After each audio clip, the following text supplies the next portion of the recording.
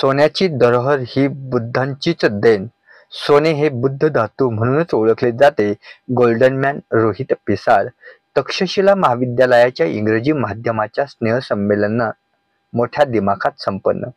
विद्यालयास पिसाळांकडून 6 फूट सोन्याची डॉ. बाबासाहेब आंबेडकरांची प्रतिमा देण्याचे आश्वासन. महाराष्ट्र ते कर्नाटकापर्यंत महात्मा ज्योतिबा फुले यांचीच सोने या धातूवर मक्तेदारी होती.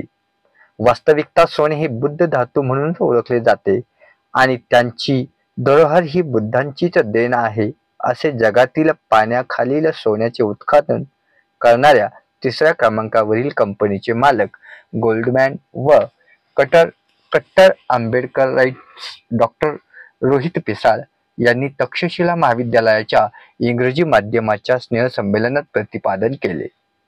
आंबेडकरी जनतेने आता राजकारणापासून अलिप्त राहावे आणि आर्थिक संपन्नतेकडे लक्ष द्यावे.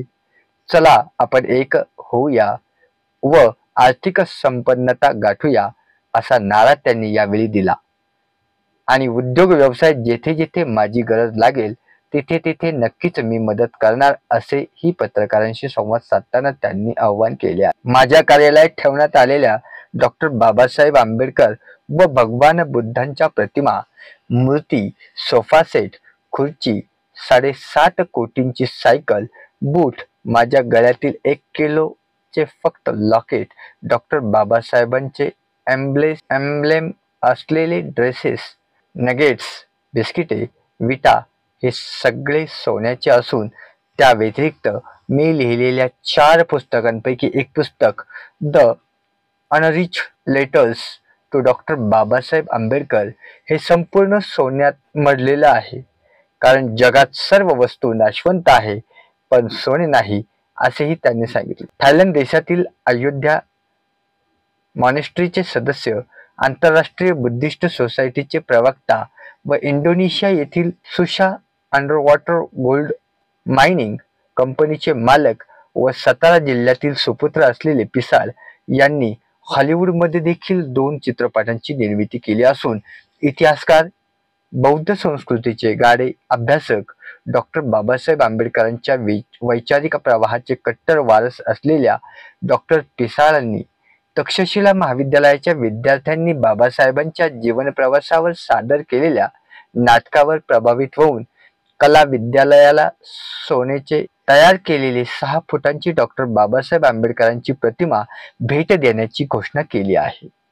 कार्यक्रमाची सुरुवात महामहिंद्र इंटरनॅशनल धम्मदूत सोसायटीचे अध्यक्ष व प्रमुख पाहुणे रोहित पिसाळ यांनी दीप प्रज्वलन व डॉ. बाबासाहेब आंबेडकरांच्या पुतळ्यास पुष्पहार अर्पण करून सुरू केले आहे व उपस्थित भांते संघाचे त्रिसर्ण पंचशील उच्चारण केले.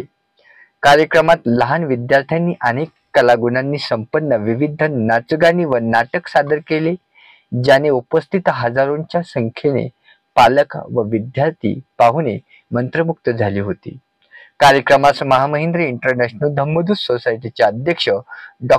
एन. आनंद महाथेरो व सचिव राजेश वानखेडे, उपाध्यक्ष DB इंगळे, संचालक सुबोध गोंडाने, अर्चना आहिवळे, लॉर्ड बुद्धा ट्रस्टचे स्वामी पिल्ले, अमरनाथ रिपाई अध्यक्ष दीपक धनावडे, इंग्रजी माध्यमाच्या मुख्याध्यापिका अस्मिता भालेराव व त्यांचे शिक्षकगण, मराठी प्राथमिक विभागाच्या मुख्याध्यापिका भारती देवरे, पर्यवेक्षक आपटे सर व त्यांचे शिक्षकगण, ग्रंथपाल अक्रिकत सवाखंडे, महाराष्ट्रातील अनेक भागातून आलेले भिक्षू संघ व मोठ्या संख्येने पालक व विद्यार्थी उपस्थित होते. आपला महाराष्ट्र न्यूजसाठी प्रतिनिधी कृष्णा महाले, उल्हासनगर. काय सांगाल आजच्या कार्यक्रमाबद्दल आणि आपण गोल्डमॅन म्हणून प्रख्यात आहात? सर्वांना जय भीम. आणि महत्त्वाचं म्हणजे एक बुद्ध स्कूल इट्स म्हणजे असं खूप रेअरली तुम्हाला बघायला भेटेल की ज्या शाळेमध्ये पंचशीलपासून सुरुवात होते दिवसाची. This is one of the most rarest thing जे मी कदाचित ऐकलं असेल मुंबईमध्ये तरी at least. So I am very happy and I have got that opportunity and I was very happy to come here. आणि ॲज अ गोल्ड मॅन, जसं माझ्या काही इंटरव्ह्यूजमध्ये मी बोललेलो आहे की गोल्ड हे जे एलिमेंट आहे ते मी बुद्धाहूडशी खूप रिलेट करतो. अँड म्हणजे this gold is actually discovery of Buddhist empire. आणि आय एम व्हेरी प्राऊड. आणि म्हणजे दुसरं मी म्हणजे पुन्हा सांगतो मी की महाराष्ट्र ते कर्नाटकापर्यंत महात्मा ज्योतिराव फुल्यांचीच मोनोपॉली होती गोल्डमध्ये. आणि ते आज म्हणजे तोच वारसा आम्ही चालवतोय, तर ह्याचा मला खूप अभिमान आहे.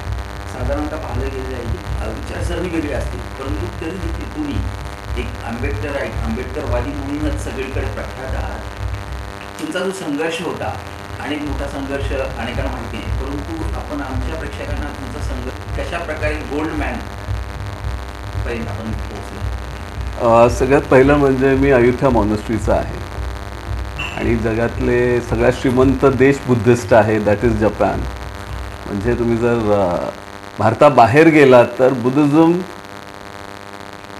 Is the best in technology, literature. म्हणजे रिचर्ड गिअरसारखा माणूस असेल, विल स्मिथसारखा असेल, स्टीव्ह जॉबसारखा असेल, so they are Buddhist. Even if you count the Einstein theory also, it is related with Buddhism. Apart from that, संघर्ष म्हटलं तर ह्या देशामध्ये आंबेडकरवादी म्हटलं तर ते ॲक्च्युली संघर्ष सुरूच होतो. आणि मी एक चित्रपट हॉलिवूडमध्ये बनवला आणि त्याचं 75% हे झालं आणि कोविडमुळे मला थांबावं लागलं. तर त्याच्यामध्ये अग्नेस नावाच्या एका मुलीची ती स्टोरी आहे, ज्याच्यामध्ये ती ज्यावेळी 17 वर्षाची होती आणि बाबासाहेब 22 वर्षाचे होते, तर ती म्हणजे बाबासाहेबांचं ज्ञान बघून बोलते की ज्यावेळी तुम्ही तुमच्या देशात जाल तर त्यावेळी तुम्ही कायदे लिहा. आणि बाबासाहेबांचे डोळे भरतात आणि ते म्हणतात की you don't know I am untouchable. आता तो अनटचेबल म्हणजे नेमकं काय त्या 17 वर्षाच्या मुलीला माहीत नव्हतं. खूप वर्ष उलटून गेली, इथे बाबासाहेब राज्यघटना लिहित आहेत आणि तिथे ती म्हातारी लिहिती आहे, yes Bhimrao, you are untouchable, you are untouchable because no one can touch your compassion, no one can touch your intellect, no one can touch your patriotism. आणि तो अनटचेबल समाज मतलब उसे कोई छू ना सके. म्हणजे या देशातलं रामायण लिहिणारा, महाभारत लिहिणारा आणि या देशाचं कॉन्स्टिट्यूशन लिहिणाराही शेड्यूल कास्ट आहे. So we are skilled people, unfortunately we are misled. आणि मला असं वाटतं की जो काही माझा संघर्ष होता तो बाबासाहेबांसमोर फार छोटाच होता. I have faced allegations, I have faced, माझ्यावर एक गोळीही मारण्यात आलेली आहे. I have taken a bullet, I was paralyse, I was attacked. पण एक आंबेडकरवादी म्हणून ते माझ्यातला तो DNA काही जाणार नाही आहे. तर जस्ट दॅट. कॅन्सरसारख्या मोठ्या आजारातून आपण बाहेर पडला, नेमकं तुमच्यामध्ये असं कोणतं होईल? जसं कॅन्सर झाला त्याच वेळी मी पॅरालाइजही होतो आणि जवळजवळ 58-1 लाख माझे खर्च झाले होते, पण त्याचा काही मला फरक पडला नाही. पण माझे मास्टर आहेत, मास्टर वोंगाबेन, आणि त्यांचे जे सेक्रेटरी आहेत तंजिंग लामा, ह्यांनी मला सोवा रिपा नावाचं एक मेडिसिन दिलं.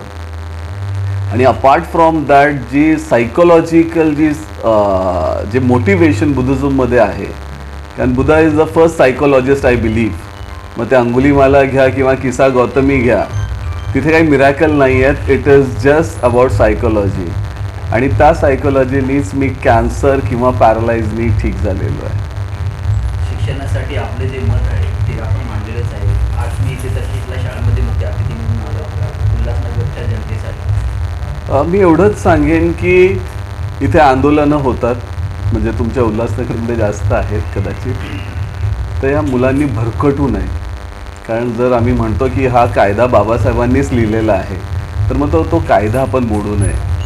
आपण शिकलो पाहिजे, संघटित झालो पाहिजे, संघर्ष केला पाहिजे, पण त्याच्यामध्ये अजून एक ॲड करूया आपण की आपण समृद्ध पण झालो पाहिजे.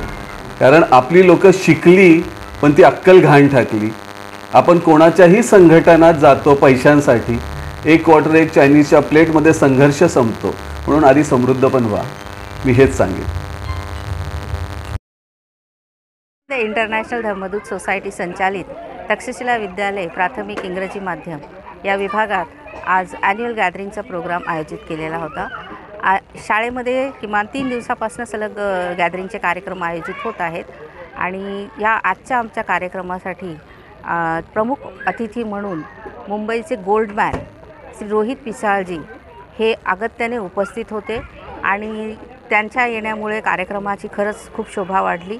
त्यांनी आमच्या विद्यार्थ्यांना खूप छान प्रकारे मार्गदर्शन केलं आणि याच्यामध्ये आमच्या संस्थेचे जे आहेत सुबोध गुंडाने सर, राजेशजी वानखडे सर आणि VT वानखडे सर, सवाखंडे सर यांनी सर्वांनी खूप मोलाचं सहकार्य केलं, ज्यामुळे ते आज शक्य झालं आणि आज आम्हाला एवढ्या चांगल्या पर्सनॅलिटीचा इथे त्यांच्याबरोबर बोलण्याची, त्यांच्याबरोबर योग्य प्रकारे संवाद साधण्याची संधी प्राप्त झाली.